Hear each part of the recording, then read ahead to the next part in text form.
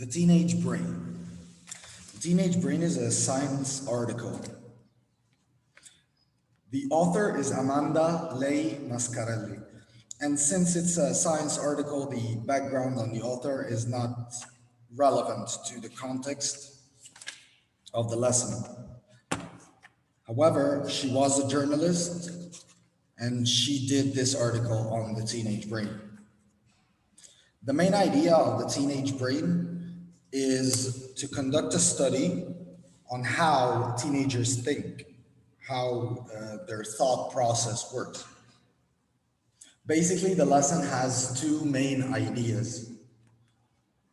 First off, the idea of the tug of war. The tug of war is a game where two people or more stand at both ends of a rope, and they would pull until one party or one team or one person wins by pulling the other team to the ground. For us to talk about the tug of war, we need first to introduce both ends at the rope, at the edges of the rope. Each end consists of or is one part of the brain. Each has its own function and each has its own effect on the teenager's decision, whether to do something or not. The first part that gets introduced in the teenage brain is the ventral striatum, or as it says in the text, the jackpot or the reward-based center.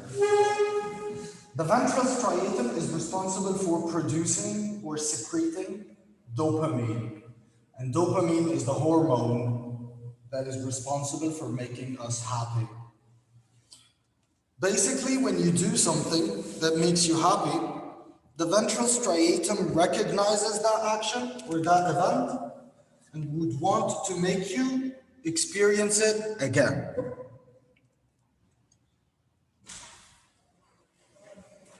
When you do something that makes you happy,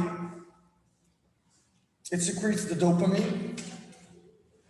And as a teenager, this would be a very enticing idea or a very alluring idea. It would lead to a lot of temptations to do that thing again, even if it's not the best decision or the right thing to do. So that is one team at the end of the rope, at one end of the rope, the ventral striatum. Like, for example, when a teenager, in the text, there's an MRI machine, and on that MRI machine, a study is conducted. As it shows in the picture on page 27, the MRI machine is a machine where you would lie down and they would scan your brain activity. In that experiment, they tested a lot of volunteers, and the volunteers would lie down in a machine and they would play games while on the machine. And when they win, they scan their brain activity. A lot of volunteers would want to experiment or join the experiment just so that they would have fun with the game, which is exactly what the ventral striatum does. It makes you want to do the things that makes you happy again and again. Like a gambler in a casino who wants to gamble again and again, even if he loses. He just wants the rush of playing or gambling. So that's how the ventral striatum is not always responsible for the best decisions. That is at one end of the rope. The other end has another part of the brain.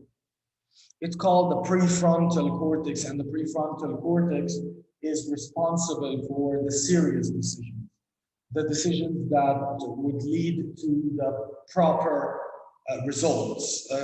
For example, when a teenager is faced by a decision whether he should study or play, the ventral striatum would encourage playing, would really encourage playing excessively, and the prefrontal cortex would encourage studying and doing the right thing.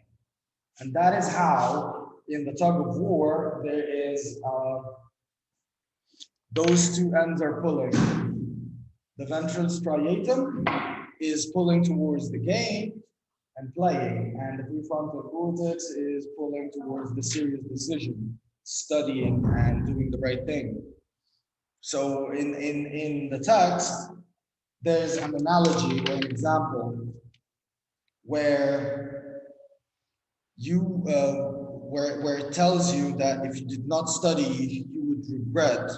That's the prefrontal cortex, and the ventral striatum doesn't care about that. He just wants you to have fun.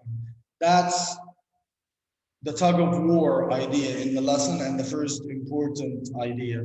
The second most important idea in the lesson is in the paragraph on page 31 called pruned, not shriveled, which explains how the brain is responsible for discarding any unnecessary information or activities so that the brain wouldn't record or memorize every single thing that they experience, see, or do. If the action is not necessary, the brain would discard that action, makes us forget about it so that we would have more room for useful information and useful actions and experiences and activities. This is the part introduced in pruned, not shriveled. Like the words pruned, not shriveled speaks about a fruit. If the fruit is peeled and cut right so that we can eat it, then it's pruned. But if we let the fruit rot in the sun, it would shrivel like a flower without any water. So that's how they refer to the brain. We can prune it, take away the unnecessary parts, like a sculptor sculpting a rock, taking away the unnecessary parts to make something beautiful out of it. That is also an analogy used in the text, which is, I find, a very, very good comparison to convey the concept of synaptic pruning.